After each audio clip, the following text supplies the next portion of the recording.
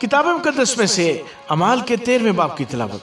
अंताकिया में उस कलीसिया के मुतालिक जो वहां थी कई नबी और मुअल्लम थे, यानी बरनबास और शमौन जो काला कहलाता है, और लोकियुस करीनी और मनाहीम जो चौथाई मुल्क के हाकिम हेरोदिस के साथ पला था। और साउल जब वो खुदावंद की इबादत कर रहे और रोजे रख रहे थे तो रूह कुद्स ने कहा, मेरे लिए बरनबास और साउल को उस काम के वास्ते मखसूस कर दो जिसके वास्ते मैंने उनको बुलाया है। तब उन्होंने रोजा रखकर और दुआ करके और उन पर हाथ रखकर उन्हें रुखसत किया। पस वो रूह कुद्स के भेजे हुए सिलवेकिये को गए और वहां से जहाज पर कुप्रस को चले और सलेमेस में पहुंचकर यहूदियों के इबादत खानों में खुदा का कलाम सुनाने लगे। और यूहन्ना उनका खादम था। और उस तमाम टापू में होते हुए याफुस तक पहुंचे। वहां उन्हें एक यहूदी जादूगर और झूठा नबी बर-यस्सू नाम मिला। वो सरगियोस पौलुस सूबादार के साथ था जो साहिब तमीज आदमी था। इसने बरनबास और साउल को बुलाकर खुदा का कलाम सुनना चाहा, मगर अलीमास जादूगर ने कि यही उसके नाम का तर्जमा है, उनकी मुखालफत की और सूबेदार को ईमान लाने से रोकना चाहा। और साउल ने जिसका नाम पौलुस भी है रूह कुद्स से भरकर उस पर गौर से नजर की और कहा कि ऐ इब्लीस के फर्जंद, तू जो तमाम मकारी और शरारत से भरा हुआ और हर तरह की नेकी का दुश्मन है, क्या खुदावंद की सीधी राहों को बिगाड़ने से बाज ना आएगा? अब देख, तुझ पर खुदावंद का गज़ब है और तू अंधा होकर कुछ मुद्दत तक सूरज को न देखेगा। उसी दम कोहर और अंधेरा उस पर छा गया और वो ढूंढता फिरा कि कोई उसका हाथ पकड़कर ले चले। तब सूबेदार ये माजर देखकर और खुदावंद की तालीम से हैरान होकर ईमान ले आया। फिर पौलुस और उसके साथी पाफुस से जहाज पर रवाना होकर पैम्फिलिया के प्रेगे में आए और यूहन्ना उनसे जुदा होकर यरूशलेम को वापस चला गया। और वो प्रेगे से चलकर पसदिये के अंताकिया में पहुंचे और सब्बत के दिन इबादत खाने में जा बैठे। फिर तौरात और नबियों की किताब के पढ़ने के बाद इबादत खाने के सरदारों ने उन्हें कहला भेजा कि आए भाइयों, अगर लोगों की नसीहत के वास्ते तुम्हारे दिल में कोई बात हो तो बयान करो। पस पौलुस ने खड़े होकर और हाथ से इशारा करके कहा, ऐ इस्राएलियों और ऐ खुदा तरसो, सुनो, इस उम्मत इस्राएल के खुदा ने हमारे बाप दादा को चुन लिया और जब ये उम्मत मुल्क मिस्र में परदेशियों की तरह रहती थी उसको सरबुलंद किया और जबरदस्त हाथ से उन्हें वहां से निकाल लाया। और कोई 40 बरस तक बियाबान में उनकी आदतों की बर्दाश्त करता रहा और केनान के मुल्क में 7 कौमों को गारत करके तखमीनन 450 वर्ष में उनका मुल्क इनकी मिरास कर दिया।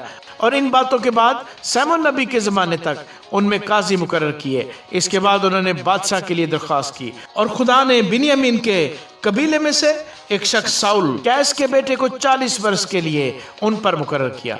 फिर उसे माजूल करके दाऊद को उनका बादशाह बनाया, जिसकी बाबत उसने ये गवाही दी कि मुझे एक शख्स यस्सी का बेटा दाऊद मेरे दिल के मुआफिक मिल गया, वही मेरी तमाम मर्जी को पूरा करेगा।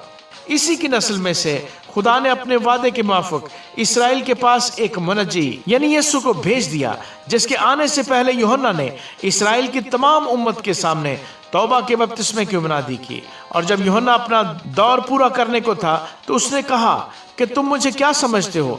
मैं वो नहीं, बल्कि देखो मेरे बाद वो शख्स आने वाला है जिसके पाँव की जूतियों का तस्मा मैं खोलने के लायक नहीं। आए भाइयों इब्राहिम के फर्जंदों और आए खुदा तरसो, इस नजात का कलाम हमारे पास भेजा गया, क्योंकि यरूशलेम के रहने वालों और उनके सरदारों ने ना उसे पहचाना और ना नबियों की बातें समझी जो हर सब्बत को सुनाई जाती हैं। इसलिए उस पर फतवा देकर उनको पूरा किया। और अगरचे उसके कत्ल की कोई वजह न मिली तो भी उन्होंने पिलातुस से उसके कत्ल की दरख्वास्त की। और जो कुछ उसके हक में लिखा था जब उसको तमाम कर चुके तो उसे सलीब पर से उतार कर कब्र में रखा। लेकिन खुदा ने उसे मुर्दों में से जलाया और वो बहुत दिनों तक उनको दिखाई दिया जो उसके साथ गलील से यरूशलेम में आए थे।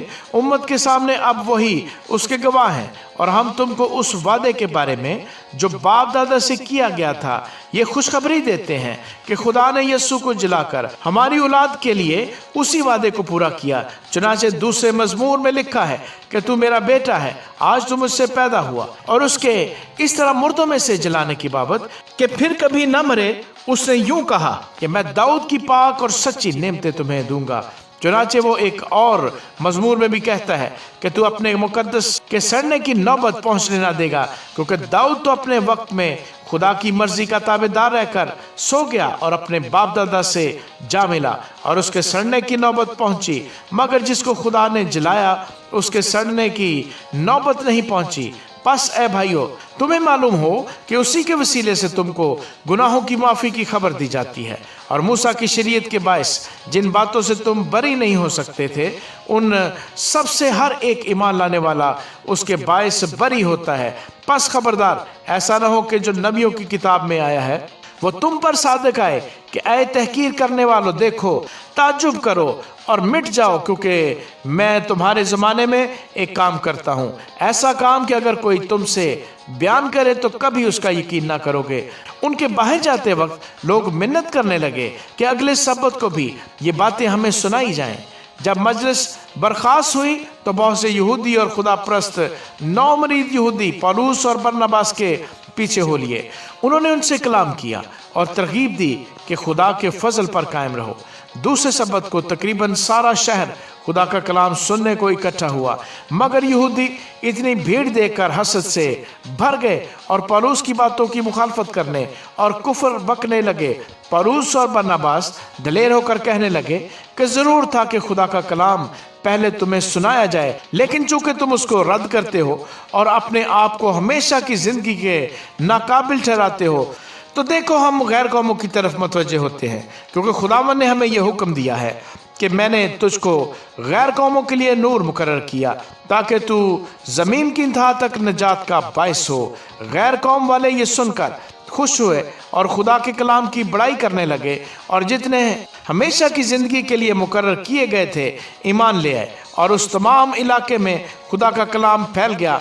मगर यहूदियों ने खुदा प्रस्त और इज्जतदार औरतों और शहर के रईसों को उभारा और पौलुस और बरनबास को सताने पर आमादा करके उन्हें अपनी सरहदों से निकाल दिया। ये अपने पाँव की खाक उनके सामने झाड़कर इकोनियम को गए, मगर शागिर्द खुशी और रूल कुद से मामूर होते रहे। आमीन।